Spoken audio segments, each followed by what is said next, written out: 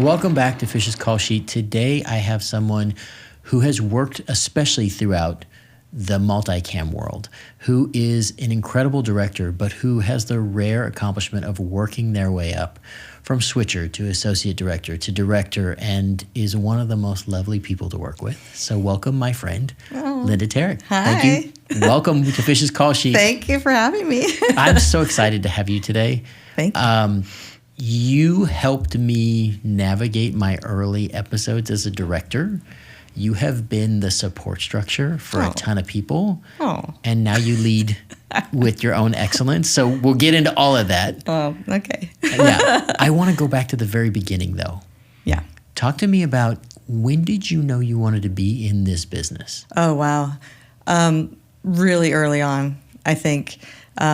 In high school, I was making videos with my camcorder. Goes way back. Dates me. And I had always written, I like to call myself a writer when I was young. I was writing stories and little books and stuff. And I loved movies, watching, Star Wars and E.T. and Back to the Future. And it was interesting. I remember it was my 11th birthday, and I saw On Golden Pond in a big 70 millimeter theater with all my friends. It was my birthday. And so I had, we went to a movie, and then we had a slumber party.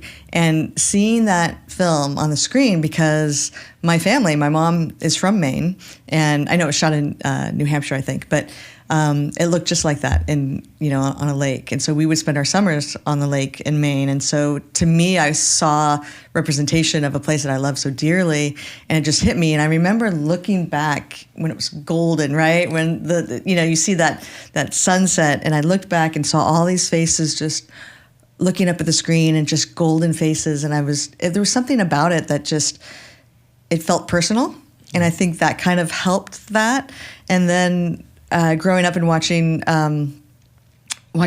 films with special effects and that artistic side of that, and getting into the idea of I could shoot something that's miniature and it looks real, or anything like that. Like, just all that imaginative stuff I just loved. So I always kind of figured I was a writer. And then, I wanted to be a pop star, when I was 14, and played music, and I was in a couple bands, and I played keyboards, and I knew that wasn't going to happen because I wasn't very good. But and then when I got to college, I signed right up for radio, TV, film, Cal State Long Beach, and ended up getting right into advanced film after my, beginning film, which was like Super 8. And then I got into the advanced film program. We shot on 16 millimeter film. I did 5 short films, and you're writing and you're directing them, and you're producing them, and you're editing them, and you're doing the Foley in the studio. It was real old school, really hands-on, and it was a great program. And then my first job out of school was in multicam TV, which I never took a TV class in school. You just end up where you're supposed to. I really think so. Yeah. And now I'm teaching that class. That's incredible. I used to walk by the hallway and go, television? No. I'm a filmmaker, But then, in college I made those short films, and I had a film that played at the Directors Guild in a student showcase. And at the time, living in Long Beach is so close to LA, I would do, during spring break and winter break, I would do background work, just to get on set, just to feel it, as an extra. I was a stand-in at one point for Courtney Cox, which was really crazy, for a week on this TV movie. And we had the same hair, this curly perm, and it was the 90s. But so I had a film, and I, at the time, was also an audience page, because living in Long Beach, I would come up maybe once or twice a week, and I would seat the audience for multicam sitcoms, because a friend of mine said, you should do this. It's a great job. It's easy. You get to be on set. You get to, kind of when they're shooting. It's easy. So one of my first shows was a Wednesday run-through. I think it was a Wednesday, on Home Improvement, and they would bring in 20 guests off a bus from Universal Studios. And so I was the only page. And so, because it was so small, right? Mm-hmm. And so I'd go to the bus, and I'd greet them, and then I'd walk them through, the set, and then I'd show them the set, and then I'd Walt Disney Studios over to the stage, and then the executive producer would come out and talk about what they were going to see. And then he and I started speaking. We had this little banter every week, and the audience would sit in front of each set as we went through the run-through. And the writers would mark off where the laughs were. So I got to watch all that. And then I was graduating, had my film in the DGA showcase, and I invited the executive producer. I said, I'm graduating. I have a film in the showcase. I'm not going to do this job anymore. I'm not going to wear this polyester skirt and blazer. Was that Matt or was it? Oh, it was Carmen. Carmen? Carmen. Okay, it was Carmen. Yeah. And he ended up, I invited him to the showcase. I had a flyer. And I think I may have made the flyer special just for him. Like, we had some invitations that went out, but I made a really cool flyer. And I handed it to him. And he said, yeah, I'll come. I mean, we're writing that day. We're in the writer's room, so I'll try to get down there. And I'm like, oh, it's never going to happen. He actually left the writer's room, came over the hill into Hollywood, into the Directors Guild. And my film was the last one that played. And it played, got the applause, and the red curtain started to close. And in comes Carmen. He missed it. So I had to give him my film. He asked for it on VHS. And so I gave it to him. And then I got a call that summer to be a PA on their new show, which was Thunder Alley. Thunder Alley. Thunder Alley with Ed Asner. Yep. And Haley Joel Osment. He was like 5 or something. He was really tiny. Yeah. Yeah, Carmen was just a good, kind human being. Yeah, I didn't know that you knew him. Yeah. I worked with him early from Roseanne. Right, Roseanne, right, and Matt. Yeah. Yes. Matt So Williams. I knew that whole team. Yeah, they're great. David. All of that team came from the original Roseanne. Right, Yeah. right. I forgot we had that in common. Yeah. Yeah, they were great. I was the stage PA for Thunder Alley for the first 8 episodes. In fact, my first day was supposed to be the day of the earthquake. Oh. It was like 94, I think, in October. Yep. And I was still living in Long Beach at home. And we all woke up to this shaking. And I hadn't turned on the news, and I was so gung-ho. I was like, I have to go to the studio. It's my first day. And I drove from Long Beach all the way up. And the studio's closed, and the guard at the gate was like, "What are you doing? The freeway collapsed, and I don't think you're going to be working." So I had to call, and luckily I had a cell phone at the time, which we normally didn't. But so they said, we'll call you and we'll let you know we're closed. So that would have been my first day. But I spent like 8 weeks or so on set. Got to watch all the rehearsals. Got to watch the director work with the actors. I was ringing the bell when we went. When we rolled, I was passing out scripts. And I mostly you stand by the phone. The phone was like hardwired. It was on a podium. This is the old days that people don't know. It was like a push podium with a phone attached with a big long cord to the wall because everything was hardwired. Yep. And there was a person who literally was the intermediary for the entire stage. Yeah. Who was the phone PA, stage PA. And so every phone call from the office, every phone call from people from the outside, every representative, every network phone call. Every wife of the actor. you got everything, right? And you never knew who was going to be on the other end. And you had to kind of stay nearby. Yeah. So when someone was taking a phone call, I mean, you're like, I shouldn't be listening to this. But you really you knew what was going on. You knew what was happening in the office, down to the floor. You knew what some actors' private lives were happening, and you had to, keep your mouth shut. But yeah, it was a great position because I was most of the time I'm just watching, just observing. Yeah, it's a great learning position that doesn't exist anymore. But you also got to interact with executives and producers and high-level people in a way that most new people, especially now, don't get any access to. Yeah. And it's a great starting position. Yeah. And then I moved into the office. Okay. And then I was a PA for the rest of the season. They recast, and then they went a full season, and I was a PA in the office. So now I got to know the writers and do that whole thing, the whole PA thing, get breakfast and groceries and come back and script deliveries in the middle of the night, which they don't do anymore. Yeah, that was another thing. Back in the day, you would have to literally, I used to feel terrible. Somebody from our show used to have to drive all the way down to Orange County like Sunday night to bring me the script because, especially in the beginning, I didn't read. Oh, and so my mom would have to read it to me a couple times, and then I would memorize the script. Yeah. So we could do the table read on Monday. But like overnight, we used to get deliveries of scripts, Yeah. and somebody had to Someone stay had up to do late. it. And How old were you when you? 6. 6. Okay. Yeah. Yeah. Wow. Yeah. I remember one of my. So you get called, right? You get paged. Your pager would go off, and the writers. That's like, okay, come in. The writers are done. The writers' assistants are now putting the finishing touches on the script, and so I'd come in. You know, I'm in my 20s. I just went out. You know, I'm like, I can do this. And so you go to the studio, and it's dark. It's like 1 o'clock, 2 o'clock in the morning. And no one's there. The writers are just like leaving, or the writers' assistants are leaving, and they tell you, okay, here's the draft. And it's your job to make those 300 copies and put brads in them and make a stack for stage and a stack for ABC and then put the actors, you know, in manila envelopes and take the Thomas Guide and make your map of where you're going to go. And then drive into the hills in the middle of nowhere to where somebody lives and drop it off on their doorstep. I went from Glendale to Malibu and back. And then by the time you're driving back home, it's like everyone's getting up and going to work. Yes. Yeah, it's a different world, right? Yeah, 'Cause now it's you fun. Just, well, when I look back on it now, it was fun. Back then, I was like, ugh. Yeah, back then you're like, why do these people live so far apart? Like, I'm like, I'm running out of gas. yeah, both literally and figuratively. Yeah. So, like, from that, did you realize that you wanted to be on set? When was the point where you knew, I think I want to go to the directing side of things? I knew when I went into the office that if it wasn't going to be post-production, I was like, maybe post-production. I loved writing, but I just didn't see it for me. There was no one that was like me in the writer's room. It just didn't seem like there was going to be any room for me there.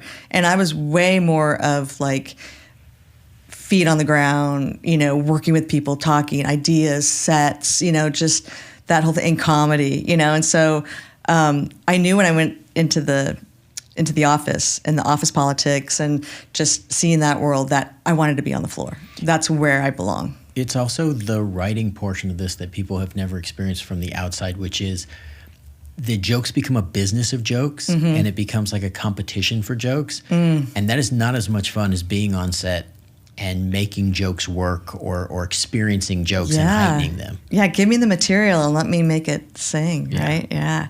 You get to have fun, you get to play.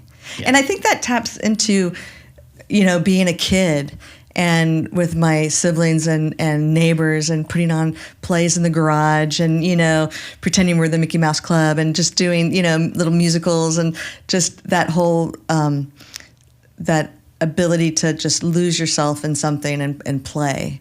And that's what I feel like when I walk onto set and we're all there, we're all playing together. We're like, okay, it's our sandbox together. Like, okay, you might be in charge of sets and you might be in charge of making sure we get the lines right, but like we're all playing together. And one of the beautiful parts of multicam is that you're there for a week, right? And so you have this wonderful time with the actors in the beginning where you just get to like talk about the material and talk if they're not going too fast, right? Sometimes it's like boom, boom, boom. But where you get to like really say, hey, what if you try this? What if you try that? I had this idea. Oh, that doesn't work. You're right. Oh, what if we build upon that? Or maybe someone next to you. It's a small group, right? It's dialogue coach, it's script supervisor, it's the ADs. And you're sitting there and someone may pitch an idea or may just say something offhand and you're like, oh, wait, that's a great idea. You know, and then we all kind of build upon it. So it just feels like play. It's the best job in the world. and the circle gets like progressively bigger over the course of the week, right? Yeah. It's just us in the very beginning. You do the table read, and then it's just kind of the nucleus, and then it becomes some more of the producers, right. And then it becomes the extra people and the network, and then it becomes like all of the producers and everybody, and then it's like the whole crew shows up, right? And then it becomes real. Yeah, right. And you have to kind of compartmentalize. Like, okay, I did that part of my job, you know, with the actors, and we found it. I still have to do that, but not as much. They're going to take it now. Okay, now I'm working with camera and I'm working with the different departments, props, you know, whatever it is, and you're making it work. You're like everything you set up in the beginning of the week, you're now implementing and making sure it works and making sure the feathers fall off that dress or that every little detail is working, and it has to be fast. It has to be, you can't spend an hour on a small detail that should have been, you're going to lose everyone. And the actors are going to be sighing and tired and they want to go home and rolling their eyes. And, it's like you have to have it together by the Thursday and Friday, those shoot days. Now, you started in network television. Yeah. And then you kind of shifted towards kids television, which is where a lot of people start, right? Mm-hmm. But I think kids television is a great place, especially from a learning standpoint, because there's always a gag. There's always some special effect. And everything is on a time limit because kids are on a time limit. Yep. It's a great way to learn how to do this at the highest level. It's interesting because I had someone tell me, I think you're going to get your first directing shot in kids TV over at Disney. Because Disney at the time, they were doing a lot of sitcoms. And I'm like, yeah, I don't know. We'll see. I got over there, and I was associate directing on Best Friends Whenever, and I met Jed and Scott, and they're the producers and showrunners. And then they did Raven's Home, which was the spinoff of That's So Raven, and I got to get over there. I know those guys. I got to get over there as an associate director. An associate director, you put the shots together, basically. You help the director, and you're the go-between between the director and the cameras. You're making sure you get the coverage. You're helping solve problems, and you kind of are that person that when the director needs to go talk to the actors, that you're fixing problems on the floor with the cameras. And can I add one more thing? Yes. When you first came in, it used to be directors did most or all of a season. Oh, yeah. And then the associate director became an even more imperative part because you were the consistent force that was the bridge between incoming kind of short-term directors. Mm-hmm. Guest directors. Yeah, guest directors, and then being the kind of stable technical person that keeps the tone. Yeah, and knowing what the producers want. Right. Knowing, they're not going to want that. You got to bring those actors downstage, or whatever it is. Or you're only going to get 2 takes, man. Like we better do second pass coverage. But yeah, knowing like singles are at the elbows, or they like them tighter, or they like flat shots. When I worked on One Day at a Time, they wanted everything flat, kind of like in the old days, right? So it looks like a play. It's like what Norman Lear likes with his shows. And when you're trying to hold a master from the door all the way to the kitchen, your natural instinct from all those other shows is to rake the master and make it, from the side and give it, so you can hold it. They wanted it flat. So now the camera's going way back to get it, or you're going to do 2 masters or a mini master and another mini master to bridge, So learning the feel of the show is, you get that immediately just being there and being the associate director. And, that was what the beauty of coming in as an associate director and then being there and knowing the show and then getting your first chance to direct on that show. It's like, I know the show. I can do it. Talk about that more, because I want people to get that. People wait a long time. Some people never make that jump. Yeah. So when you have earned that opportunity, what was that like for the first time for you? What was that first episode? So it actually was on Raven's Home. When I came over to the Connors, I was told, don't tell anyone you direct. Right. It got out, but because I came over as the associate director. But on Raven's Home, it was interesting. It was that first season, and we had like little get-togethers after the show, and the writers would get together and have a little cocktail or something, just to kind of relax. And I remember Raven was there, and we were talking, and I was talking about my background and the shows that I had been on in the past as a switcher, and she's Some like, really big shows. Yeah. Some really big shows. Name drop a little. So Friends. Yeah. For 4 years, I did Friends.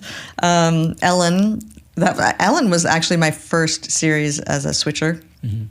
I came over with the director as the director's assistant after I was a PA, who I met on Thunder Alley. And then he got me into switching, and I stayed, and I was on Ellen. I did, oh my God, so many. You did, and great shows. Joey, I think, Joey. And switching is an interesting job too. Mike and Molly. Yeah, Mike and Molly. Switching is, for people who don't know, you're switching which camera is the key camera, and that can really shift the way an executive feels about how things are going on the day. Like, it really can. That and the audience reaction, right? So if you're not on the joke and there's no laugh from the audience, because a lot of times the audiences are just looking up because their view's blocked by all the cameras. And so they're looking up at the monitors and they're seeing basically what they would see at home, an edited feed. And so that's what I'm doing. I'm in the booth and I'm editing the show live, basically. And you kind of control pace. You cut to a reaction, there's a laugh, maybe you double cut it, you build the laugh. If you cut off of it, the laugh's gone, or it cuts out too short, so you kind of want to hold a little bit. But if you're not on that joke and there's no laughter, the actors are going to be like, what happened? And the producer would be like, that wasn't funny, or she wasn't on the right camera. Or they might cut the joke, right? Or they might cut the joke. Because they're like, oh, that joke didn't land. It was a dud. And you're They've like, got to have good eyes. Yeah. They got to watch that switch. But yeah. That happens a lot. But I think it leads you to be a great editor and director, because you've already envisioned, like you said, you're cutting it in real time. And so you have this concept of like, okay, this works. I need to be here for the joke. I need to be here. Probably should frame this different, or I wish that was framed different, because you're watching everything so closely. Yeah. Well, so you learn what you need to have to tell a story. You learn what you need shot-wise.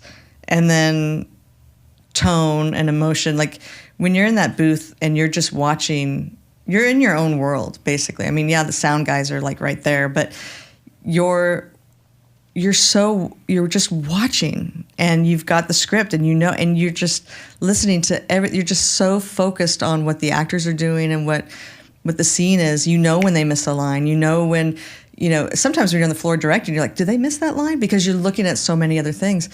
But you kind of up there, you just have this clearer picture. And so the shots that you're going to need. And then when I moved into associate directing, now I'm creating the shots I know I'm going to need. And so now it's kind of going backwards a little bit. Like now I have to, and figuring it's a puzzle, figuring the puzzle out when they move, how far, if they can't make that shot, okay, maybe I talk to the camera operator. Maybe he can shorten his distance, and then he can make that next shot because he doesn't have as far to go. Or so it's a beautiful little puzzle, and when you get it right. And a lot of times it's after you've done it a while, it's just kind of automatic. It's just kind of almost all the same, but it's not. So I was doing that on Raven's Home. And so she saw, because like you said, you have directors that come in and maybe they're not as strong with cameras, they're good with actors, and so you're picking up the slack to create that part of their job and tell the cameras what they're shooting. So you're basically on those camera days directing the cameras. And so she saw that and she's like, you need to direct. And she heard all my credits and everything. And I'm like, yeah, I do. And I had been directing short films in that time and writing and, always just kind of staying creative and busy.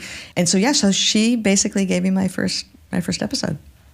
It's such a life changer, right? Yeah. Oh, yeah. Because you're changing into a whole different category, a whole different world. I want to go back to that. Like, can you highlight that and also talk about, you mentioned how when you first came to the Connors, people were like, don't tell people you direct. and kind of why that is. Well, I think it was because, our producer, Barbara, she wanted me to get the job, and I had an interview with the EPs. And I think just putting that out there right away makes it look like I'm only here because I want a chance to direct. And so if you come in with just your honest heart of like, I want to work on the show. And I wanted to work on the show. I mean, I don't know if you knew this. I switched on the Roseanne reboot. You do remember. Yeah, okay, yeah.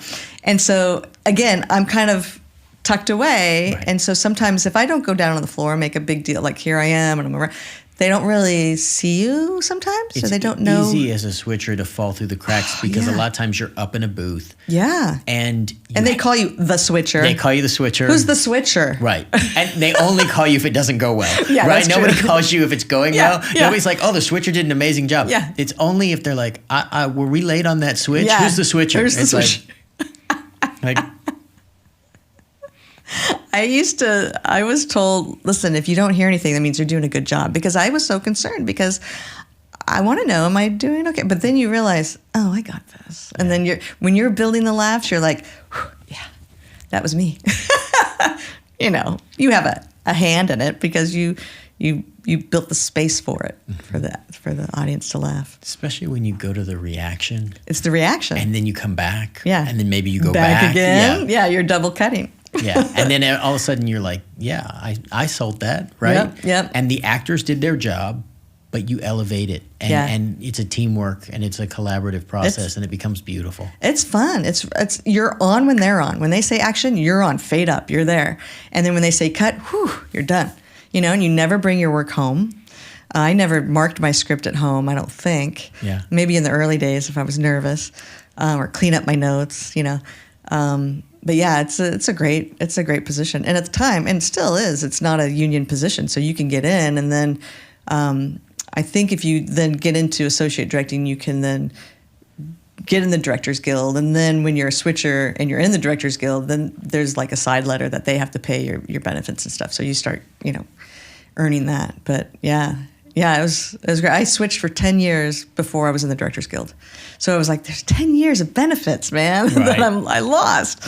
But yeah, I got into associate directing on Joey. Now, talk to me about transitioning as a director to that being your full time. Because I had the benefit of, I knew you were there as a switcher. Then you were my associate director for my very first episode. I know, it's so great. Which gave me just calm, like peace, to know that you have somebody who can do the job, particularly because I had to go do scenes as an actor. Right, And I remember us having the conversation because I was literally like, in this moment, I want you to act like a director and I want you to do it the way you would do it, because we had laid out the shots together. We had talked through that process. But to be able to trust somebody, because I can only be one person at a time, right? So I'm going to be on camera. So I have to be able to trust somebody. Yeah. And I had it was so beautiful to be able to just trust you and be like, oh yeah, Lynda's got that. You had it. You were so prepared. You were fine. I didn't need to do anything. Just say action when you were acting. It was such a good teamwork thing. It was fun. Yeah. And then to watch you take off and do the majority of episodes over the next couple of years. Yeah, that was fun. Was amazing. I think I got lucky too, because we had COVID, right? And so we were trying to come back, and I was already testing because I was the associate director. And then I got that one. Sarah was like, we want to give you an episode. I was like, what? That right there is like, now, okay, network. Now you're doing a network show. Right. And that changed everything. That was the door that just opened, all these other shows. And yeah, it was a huge change because I was still associate directing on the Connors and then directing a bunch, and COVID was there. So I'd been already tested. So I was there. So we know I'm available because I would have been there anyway. Right. And then I think they saw, I do know what I'm doing and people like me and I can get, scenes done quickly. And I think that first day of camera blocking, I was out at 3:00 in the afternoon. I know. So I was so prepared. But yeah, so making that, and then I started getting more gigs, right, outside of the Connor. So then I was booking off as the associate director, and Barbara was like, maybe it's time for you to, make that jump. And I'm like, I don't know. Yeah, I'd like to. And she goes, before you get stuck, you don't want to get stuck. And so I did. I made that jump. I said, I'm not coming back as associate director. I just want to come back as a director. Yeah, and I've been doing a lot of shows, and it's at Night Court and Act Your Age and How to Met Your Father. I did one of those, and just a bunch of different Upshaws. Yeah, it's been fun. It's a beautiful thing. People don't understand when you come in as a director in television, you're a bit like the substitute teacher because you come in from the outside and everybody kind of already knows what the deal is, and you're also implementing a lot of other people's plans, and at the same time, you have to make everything work all at once. Yeah. Well, the quote that Paris Barclay says, right? No. So Paris Barclay is a director, fabulous guy. He says that being a guest director and episodic, and a lot of that is in episodic television, you're a guest director because it switches so much. It's like you're going into someone else's house to cook them dinner in their house, in their kitchen with their tools, and you don't know what they like, and you're hoping you just bring a little extra something, a little extra spice that you're going to put on it that they're going to like and want you back, So it is, you're like a guest in their home, and you have to kind of know who likes what and who eats what, or in terms of acting, like who is okay getting notes a certain way, or you can't say this to this person, or this person doesn't like more than 2 takes, or how, this one hates the audience reaction, or just how you protect this person, or you don't, just all that. You learn all that. Usually, hopefully, you learn that in the first day, because you talk to your AD and say, "Tell me what's going on. Tell me about the actors." Yeah, or you get the heads up before you even walk in. Yeah, tell me about. Or sometimes that's part of the meeting. Of like, hey, we want to talk to you. Like, how would you feel, or you get the idea of like, how would you handle a scenario like this? And I'm like, oh, that scenario is definitely going to happen. Yeah. Oh, they've already dealt with that. Yeah. Who was the other director? Yeah. And then sometimes if you know somebody who's been there before you. Yes. You have to do your homework. You do your homework and you say, hey, even as a director that's been there and someone else is coming in, you give them a courtesy call and say, hey, listen, just so you have a heads up, this is what this person is like, or this is where the tensions lie.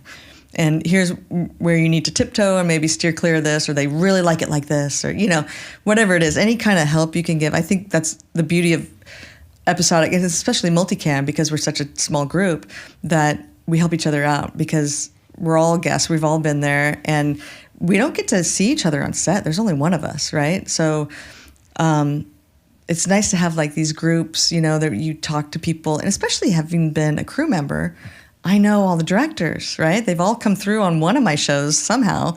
So I have relationships with them. So I could call them and say, hey, I know you just directed over on the Upshaws. What is it like? And they just give me a little rundown, and make sure you do this, and make sure you ask Wanda if she's happy and we can move on, oh yeah, okay, I got to remember to do that, because sometimes you're just flying. You're just, okay, we're great, moving on. Wait, what? Well, and that's the beauty of being at the DGA too, of like yes. going to stuff at the DGA, is because you see people, even the ones you didn't already work with. Yeah. You get a shorthand and you're like, oh, I'm going to call that person. Yeah. But it's also the idea of like, okay, I know I have this thing. I know I have this job, but I have to walk in and still be the leader. Yeah. And that's a whole different kind of ball game. You're great because you've coached.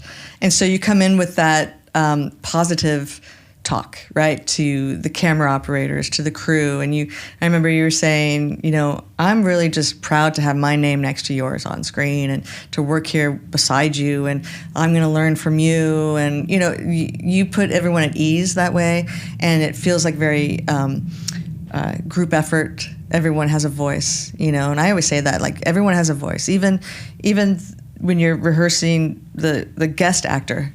Like, you use your voice, and talk to me. It doesn't feel right? Well, let's work on it. Sometimes the guest actors get, not a lot of attention. And then when they get in front of the camera, they, and so that could hold you up a lot. And obviously, they're not feeling comfortable. Something's going on, or maybe they didn't get enough rehearsal, and they're coming in, actors are coming in, and we're a well-run machine, and we're doing like, two takes, you're two, runs at it during rehearsal, and then we're off to a run-through, and then they have to perform in front of the producers or the network, and they've only done it a couple times, or they just walked in the hour before. Well, especially when you work on a show where you've been there for a long time, we have a shorthand with each other. Plus, we know each other's rhythm, right? Yeah. It's kind of like, to me, the description of being like a guest musician, right? Mm-hmm. Like, everybody else knows how to play this thing. Like, you got to come in and you got to hit your beats, and so it can be very intimidating. Oh yeah, you're playing jazz, right? Everyone's kind of improvising, but it sounds so good together. Yeah. And then if you're off. Well, and if you're not confident in that moment, you can be a really talented ensemble player, right? Yeah. But if you don't trust your choices, it's going to be very hard. And some people, it's their very first time in front of a big crew or big production, or, in front of an audience. Yeah. It can change everything for people. Oh, yeah. Yeah. It's fun.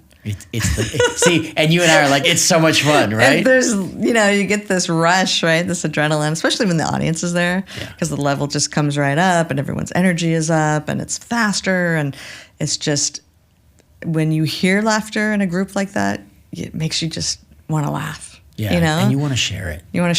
Yeah, that's nice. Okay, now what's the hardest part about being a director? I wouldn't say cameras, because I have that pretty down and blocking.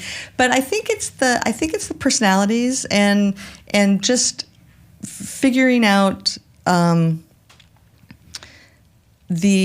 you're getting a note from the executive producer, and you're going to an actor with that note.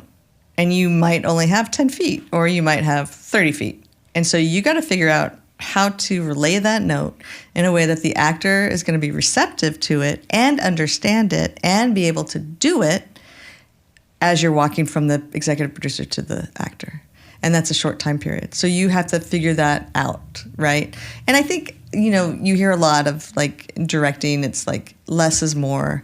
Just give them maybe just a word or, and I think that to me, because I like to talk and I like to I don't want to hurt anyone's feelings. And but then you have to get in there and you have to be like, okay, this is this. And there's no feelings, right? Like, we're not going to get our feelings hurt here because it's business and it's just, you have that to do and I have this and this is the job and I'm just telling you. Right. And there's nothing underneath it.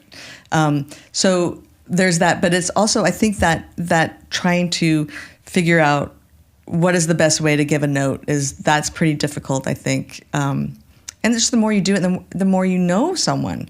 When you're coming in on one episode and you've never really hung out with the cast, you don't really know what they're going to respond to, right? Like, sometimes you're not told how that actor, maybe you look a certain way and the actor is like, ugh, I'm not going to give them the time of day. Or, just that kind of having people see you in a certain way or you want to represent yourself in a certain way. That's difficult. And then everyone's kind of watching you and that eagle eye, but I've had someone ask me the question, how do you do it when everyone's watching you? And then you have the audience watching you and everything you say, everyone is really kind of just, looking at you and listening and picking it apart. And you don't think about it. Because you have a job to do and you're so focused, you just don't think about it. Like when I'm rehearsing, I didn't see any of those 5 people behind me. Yeah. I was standing, I was up, I was, this is where my work is right here. So that isn't a problem for me, but it's the trying to figure out that note and delivering it in a way that you're going to get the result that you want in that very next take. And that's hard. I think that's hard to do because a lot of times they'll give a note that isn't working. And then they give another note and it's still not working. And then the executive producer's like, well, did you give that note? So that to me is where the difficult part is. It's also about learning how people can take notes or what people's communication style is. Yes. Because I think when I go to deliver a note, I have to take the note, I have to distill the note, but I also have to reach the person, right? And this is, I guess I look at this a lot like coaching because like my job is to create an environment for people to go be great. And I want you to feel like you can be bold. It's also hard, I'll say as the actor, if you get the same note a lot or if you get a very generic note, right? Yeah. Which is so tough for a director. And I try to keep in mind, like a lot of times, like, this isn't I've gotten some terrible notes through the years. You have. Yeah. I mean, we've had this discussion, Michael. We won't go there. I'll say one, which is I've gotten the note of don't be funny. Right. Which is different than throw it away or can you take it down? That's a different thing. Yeah. But like the don't be funny note is like, I'm working on a comedy. I don't really know what to do with that. Yeah. It's like, are you telling me that you see me trying to be funny and don't do that? Right. Or you want me to be more natural? Or you want me to throw it away? But there also has to be the intention, right? Like, what's going on in the scene for you? Right. What are you trying to get? Right. Why are you there? What is what are you playing? Basically, what's your arc in this scene? Like what, So I think a lot of directors will come in and say, sometimes it's the shorthand, faster, pace it up. Right. Which, okay, great, but that's also just saying, just make it faster. Well, why? You're having anxiety right now about this. You just heard this person say this, and now you're feeling anxious.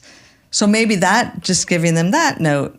Oh, okay, now I could play that, and it's most likely going to speed it up. Right. Right? So it has to be organic, I think. And it has to have a base. Yeah. And then the audience tells you. That's the other part. That's the beauty of having an audience, is the audience tells you if it didn't land because you tried too hard, you know immediately. Yeah, you're like, oh, boy. Yeah. I'm going to get that note. Right? Or, look, sometimes you say a line and everybody in our building, it's funny because we're all close to each other, but the audience takes it as more serious or more personal, right? Yeah. And all of a sudden you get the, oh.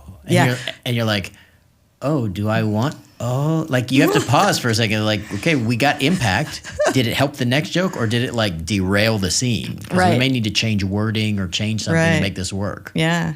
Sometimes even with like our little group during rehearsal, something hits and you're just laughing. We're like, yeah, do that for the run through. That's fantastic. And then they do it and there's no laugh. And you're like, oh, it must have been more of an inside joke because we built to it. Right. Right. And that was the funny. Yeah. It just didn't happen. Okay, now in this moment, I want you to think back. What is a moment that you could not wait to share with your family? Where you're like, this is one of those moments where I'm like, I can't wait to go home and say this or share this. There have been people that I've looked up to my entire life and watched. And I think there's just obviously everyone on the Connors, Roseanne watching that show, and Laurie Metcalf and John Goodman, and just everyone, these big names, right? And John was in these films that I'd watch. I'm like, my God, he's amazing. There was one that came on as a guest star, and it was my birthday, and it was Candice Bergen, and I had watched Murphy Brown in high school to college, right? Like I wanted to be Murphy Brown, and she was just this strong woman who had a sense of humor and was a boss, right? And I was so scared. She'd come on the show before, and I was associate director. She didn't remember me, obviously, because I just, I'm doing the cameras thing. And but now I have to direct her.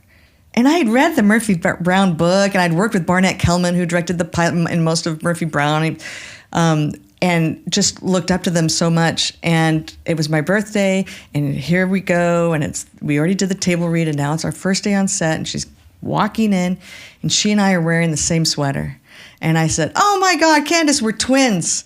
And it just opened up the doorway, and she was so sweet, and we worked together, and it was like, wow, it's like full circle moment for me, because here I was in high school and I just wanted to be her, and now I'm like basically like telling her what to do, Yeah. And I'm the boss. So it was just that was kind of a neat experience. Also, when we did that episode when Lisi had the breakdown in therapy and the breakthrough in therapy, that to me I was like, oh wow, I am doing this moment of this iconic character who has been in our lives for 30 years, and she's gone on this journey, and here's where it turns for her. And I just remember working on that scene so hard with cameras, and so I could make it so easy for the actors to come in and maybe do it 2 or 3 times. And I was like, I'm going to have the coverage like this, and then I'm going to have the coverage and then I'm going to make sure the actors know what I'm doing, and say, okay, now I'm going to do that other coverage I told you about. So we're going to do it one more time. So I moved cameras all the way upstage to get eyes. Yeah. And I just had the plan. It's so planned, and Lisi just brought it. And then John, and then they had that scene together. And I was just like, oh my God, this is my Emmy moment. This is my Emmy moment. It wasn't my Emmy moment, but it was definitely an amazing scene. And then I remember the crew afterwards just coming up going, Lynn, this is great. Like, yeah, Vito was just like, hey, Lynn, yeah, this is it, man. That's an Emmy scene right there. It was such a great feeling, and I couldn't wait to come home and be like, guess what I just did? Yeah. Yeah. And my family came for my first episode on The Connors. Which was amazing. And you were so wonderful, and you gave them such a wonderful welcome, and you took care of them, and they just felt so special.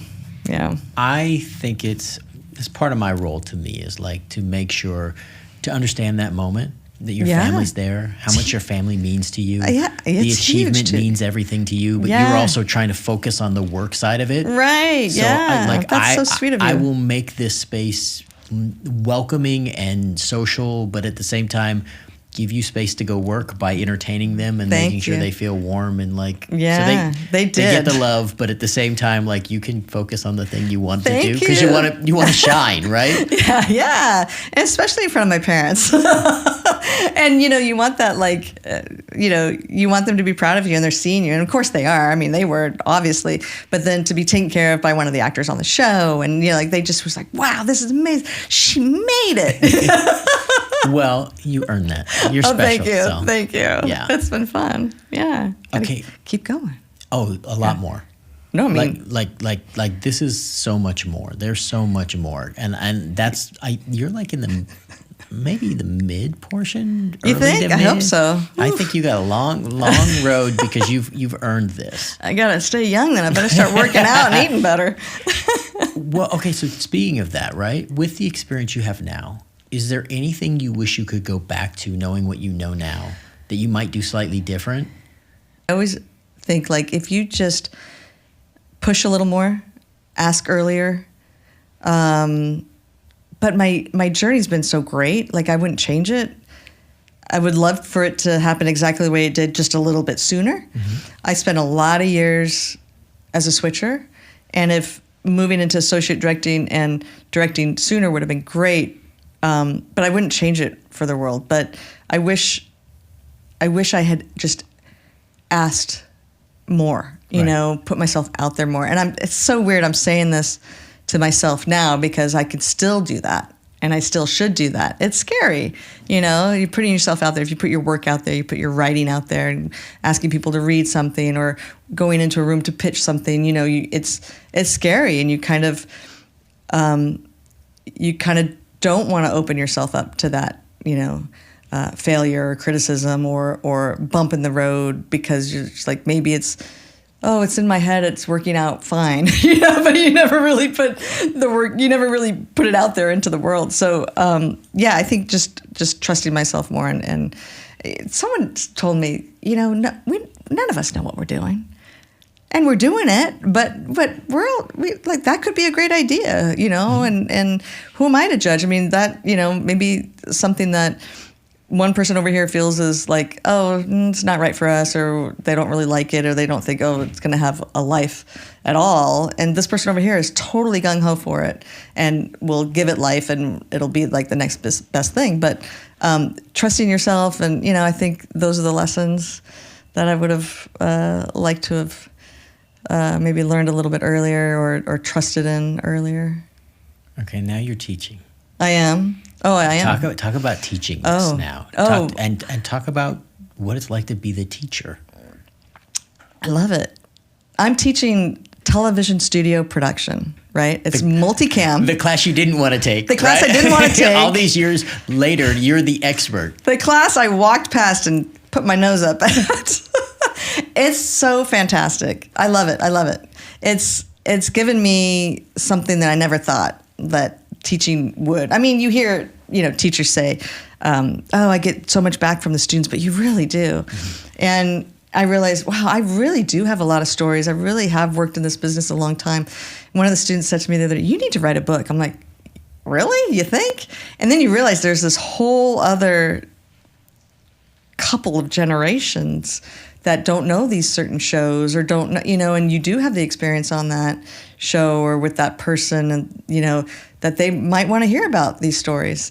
But the teaching has been great because this class is hands-on, right? So I get to bring all that knowledge about cameras and how to cover a scene and actor blocking, you know, just turn out towards the camera, you know, or face the camera, or bring cameras upstage to get better eyes and, you know, timing. And they're in the booth and they're switching and they're cutting to graphics or video playback. And there's a mixer in there. I had to learn the mixing board.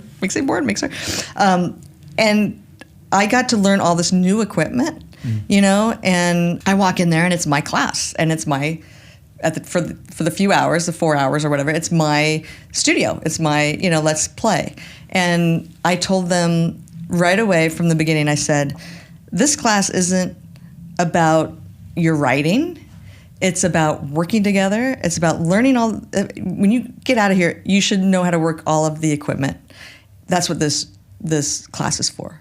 And you should have fun, and you're going to create these projects, and you're going to test yourself, and you're going to put yourself out there, and it's going to be scary, and it's going to be under pressure, but it's going to be fun. So leave your ego at the door. If one of your classmates is on camera and they miss a shot, don't worry about it.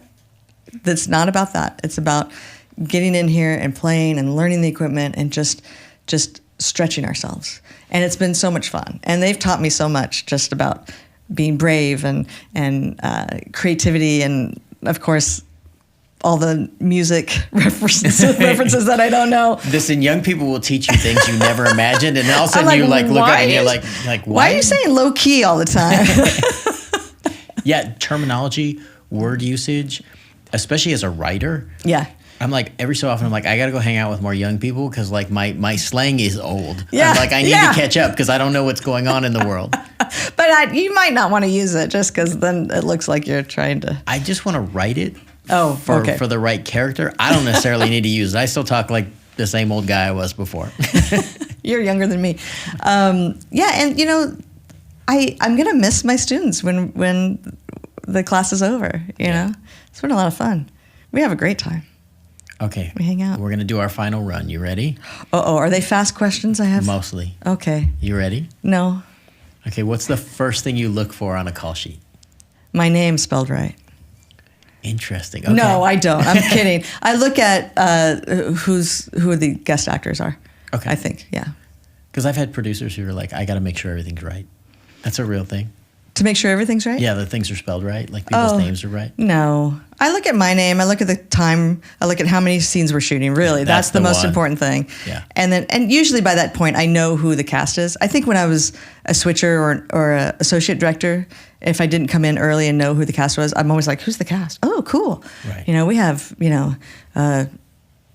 President Obama's coming this week. Oh, or whatever it is, But yeah, no, I think as a director, I look at how many scenes we're shooting that day, like what our schedule is. Yeah, I remember my last episode at the Connors. I think we did 18 and a half the first day and 19 the second Pages? day. Yeah. Yeah. And it was like they had a nightmare week the week before. And so Was it me? No, it was not you. It was absolutely not you. I want to make sure that I'm very clear about that. No, you had good weeks. You always finished yours on time.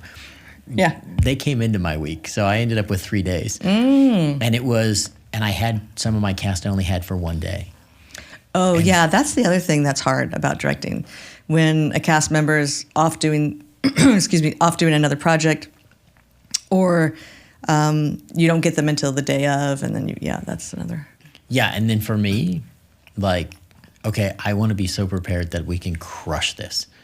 I So know. to get out at like 3 o'clock I on know. one of those days, or like, I love when somebody takes a 2-hour lunch break because I was so far ahead. They're like, okay, we got to stretch this day out a little. Oh, I love that Can't too. leave They're everybody like, go Lynda, home anything at noon. else you can shoot? Yeah. No, everyone gets to go home. Right. Yeah, and you need to be nice to your crew, and they want that.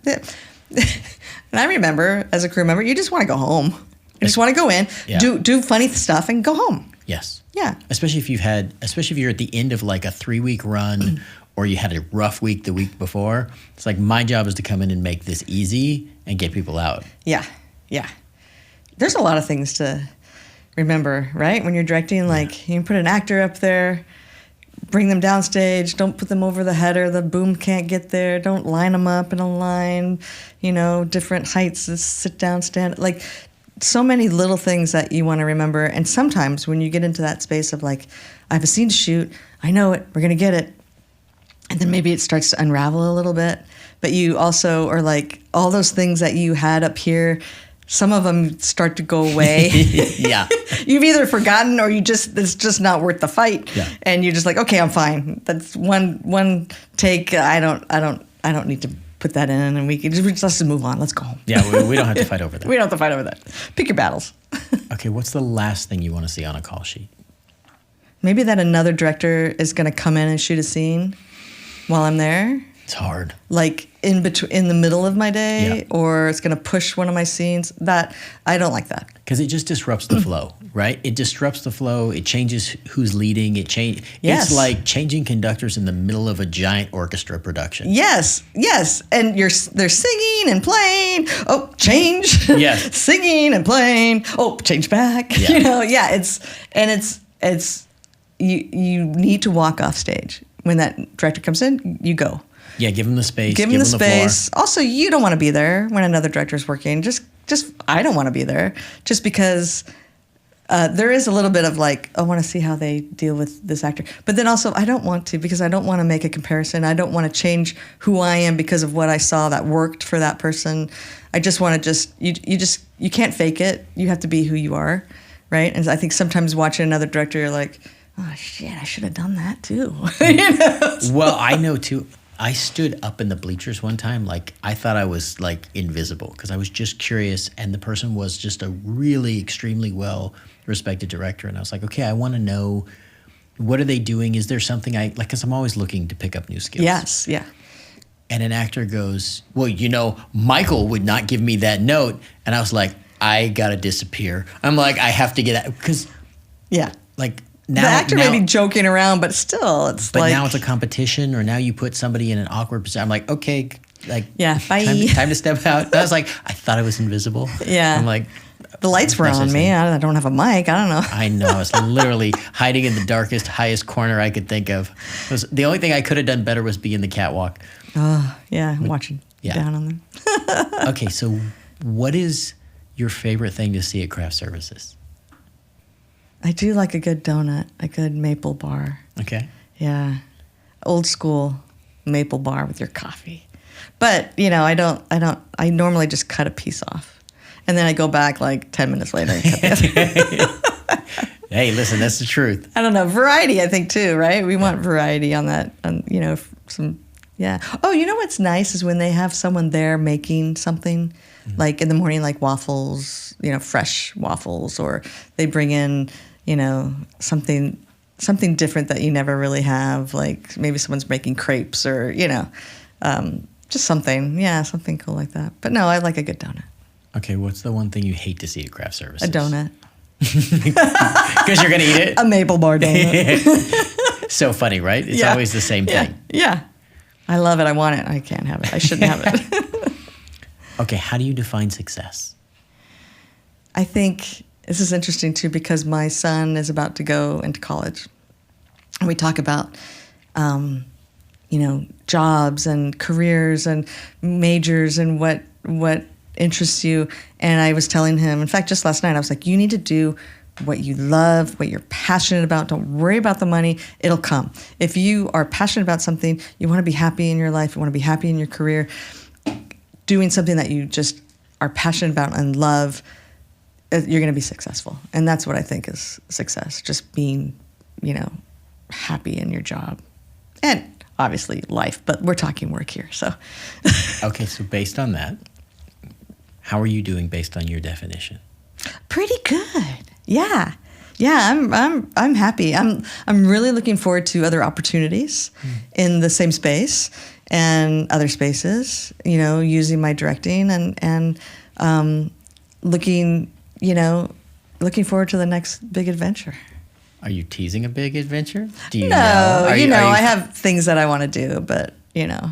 Okay. Yeah. I'm developing, as we say in the business. I like that. Okay, what's one thing you want to see on every set? Respect. Yeah. Respect from everyone, from the ones running the show to, you know, to people who are sweeping the floors, you know, that respect just goes towards everyone, right? Like, I know we have our hierarchies and there's, you know, maybe certain jobs don't cross into other areas, but they can and they should. You know, I've worked with directors who don't talk to the cameras. They come in and they don't even introduce themselves, or they may not even say thank you. It's insane to me. And that's so disrespectful. You know, these guys are here and they want to do a good job and they want to please you and they want to shoot their best show, you know, and you have them at your disposal. You know, you have all these incredible people who are there because it's their job and they love the business. We wouldn't be doing this if we didn't love it. It's too hard of a career to be in if you didn't love it. And so I think everyone that's on that stage is super stoked to be there and want to contribute. And when you have people that are like, you know, stopping other people, and not even, you know, in terms of not letting someone direct or write or whatever, but stopping them in terms of letting them do their best work, like kind of letting them do that and not being such a micromanager or just putting the brakes on, you know what I mean? Mm-hmm. Yeah, so I 100%. think respect is huge. Me too. Huge. Yeah. Okay, so what's the one thing you would eliminate from every set? Respect. No, I'm kidding.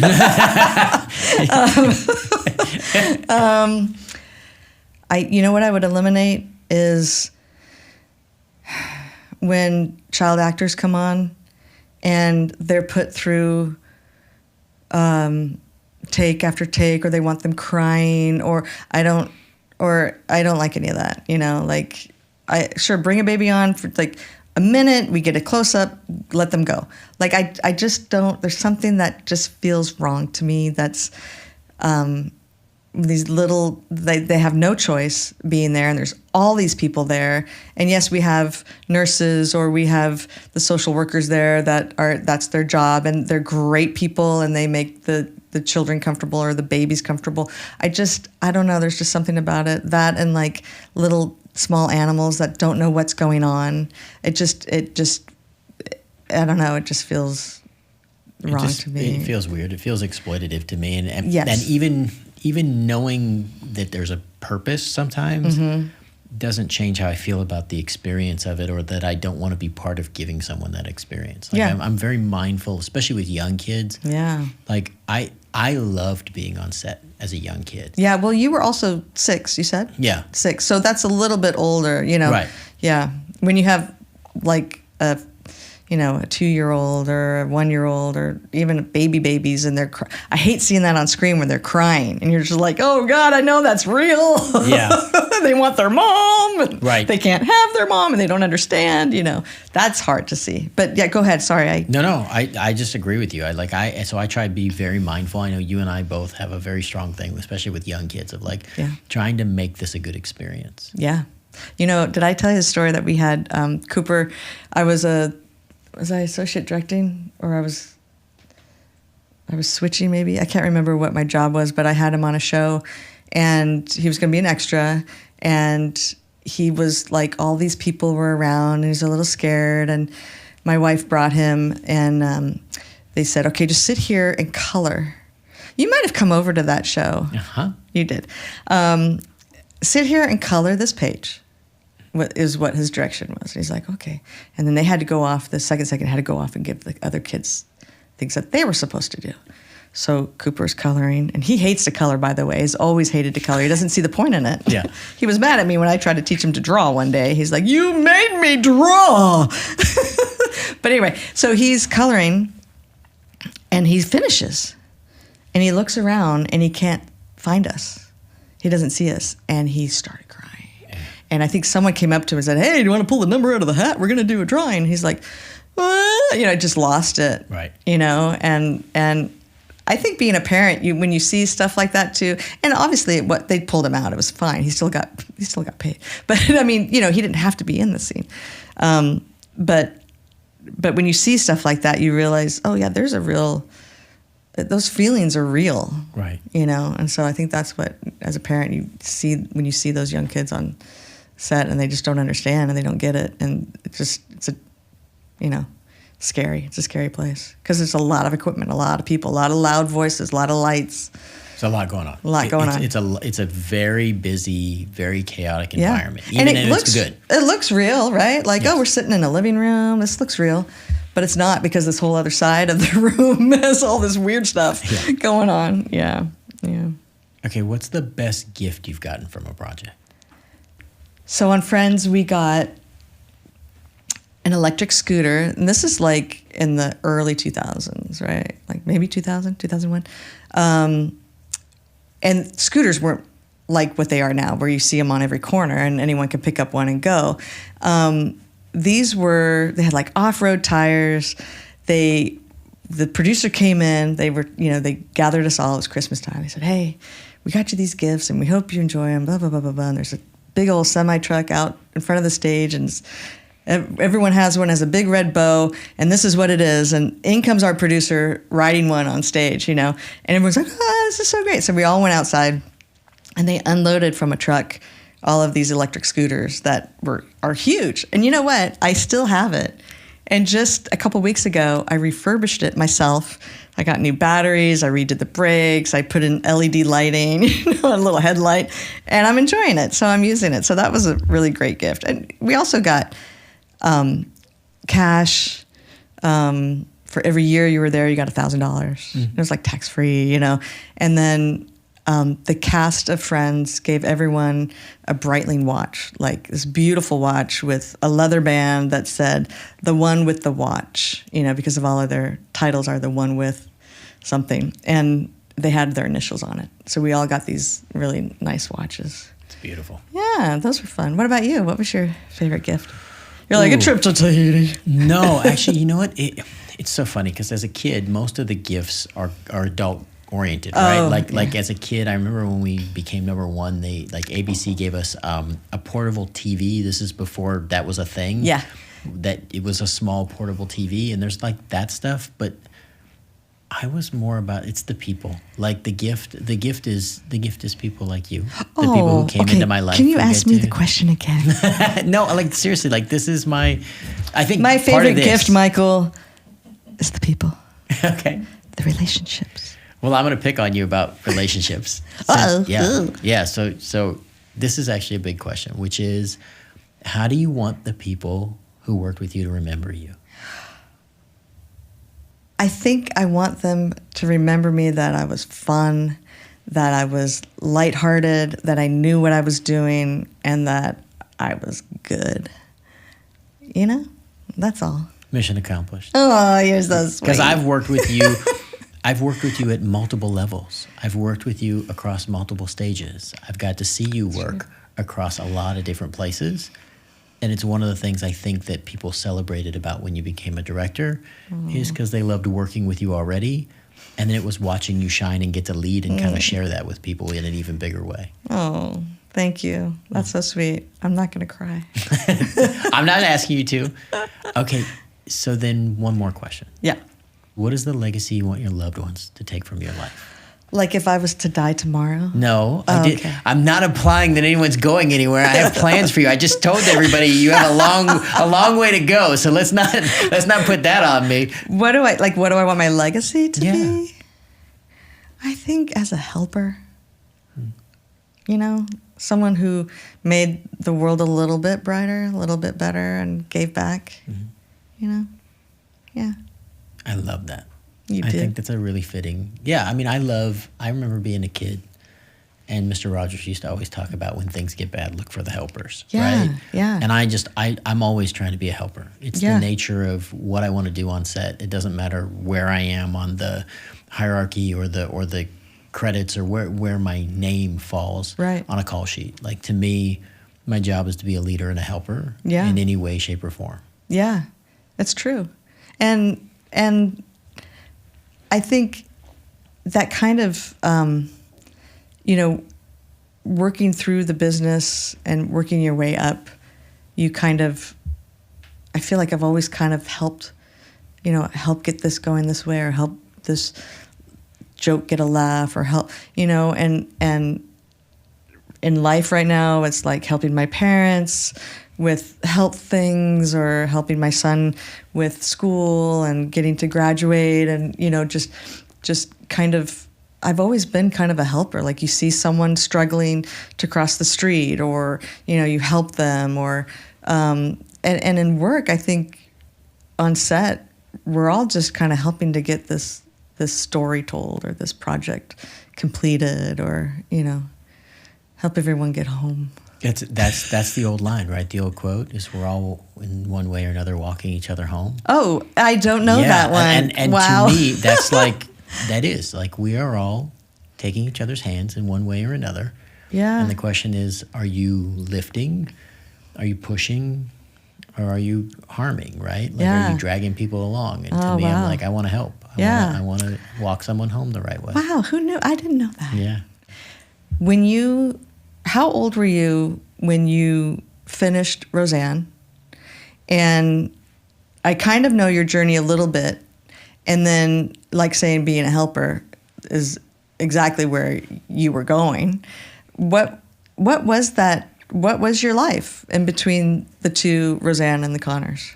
So I stopped at 15 Oh, okay. in 97, went back to public high school. Yeah. I was at LaSalle briefly, and back when OSHA, Orange OSHA. County High School of Performing Arts, was there, which was a good program, but it was not a good program for me because I wanted to be an athlete. And so my transfer was based on that. So I couldn't play sports. So I made sports and couldn't do the thing I wanted to do. Oh. And then also there was a hierarchy there. Yeah. And everybody wanted you to be the star, and everybody wanted me to be the star so they could utilize my name. Oh, interesting. And it was also musical theater, and I can't sing. We only did one drama a year, so I have one shot to really enjoy what I'm going to do, and then the rest of the time I'm going to have to try to not butcher a song or like figure out which character has the least singing so that I can be in a safe position for a guy who's tone deaf and will hurt small animals if I start singing. So I was always like, oh, I got one. And then it was really hard. Did you sing to your kids growing up? Yes. That's the voice you use. I agree with that. When you sing. I agree with that. But I also sing in the car, and sometimes I'm told to stop. Yeah. Because kids are now telling me to stop. Yeah. But yes. Yeah. Anyway. And then I went into technical theater. Oh. Because I just had such a terrible experience and part of the politics of everything. And I watched the actors mistreat the crew. And coming from an environment where I loved everyone on the crew, I was so adamantly against it, but also they picked the wrong person because it was my sister. Oh. And I quit what was the highest department and went to what was considered like the lowest department. Really? Which really kind of screwed up everybody's hierarchy. I was breaking a lot of boundaries and breaking a lot of rules at that time. And I was unhappy. My world had blown up. Yeah. So then I bounced around a lot. Yeah. You know, I went to probably 16 high schools in a 2.5 year period, and like moved in and out of the parents' house, and like was all over the place. Wow. And then I started coaching. Yeah. And I started coaching kids, and I started taking care of my little brother. And so then I have a whole, like a 15-year period where I was known in Southern California as a high school and like working with college kids and pro guys. Like I was known as a coach for like 15 years. Yeah, that's a director right there. Yeah. Yeah. So all those things prepared me. Yeah. Wow. Yeah. Cool. I was a rescue diver for 10 years. You were? Yeah. I was a rescue diver. What is something you rescued? People. Well, people out of riverbeds and out of the cars, LA River? Cars that have crashed into stuff. Michael. Search and recovery is no good. Ugh. There's things you can't unsee.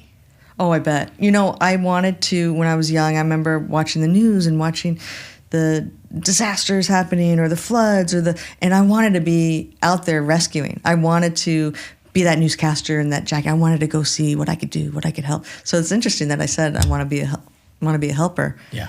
Because now that I'm thinking about it, I did have that want of wanting to be like in it, boots on the ground kind of thing. Which I also think is appropriate because now you're teaching. Yeah. Which is helping. Yeah. Right? You're helping somebody else chase the dream they really want. And there's so much that you don't realize that you know and that they don't know. Yeah. And so it's the things that I had to learn, obviously, growing up or going through the industry that I've forgot that I had to learn that too. And so sometimes you just think they know. And I'm like, oh, I haven't taught you that yet. Right.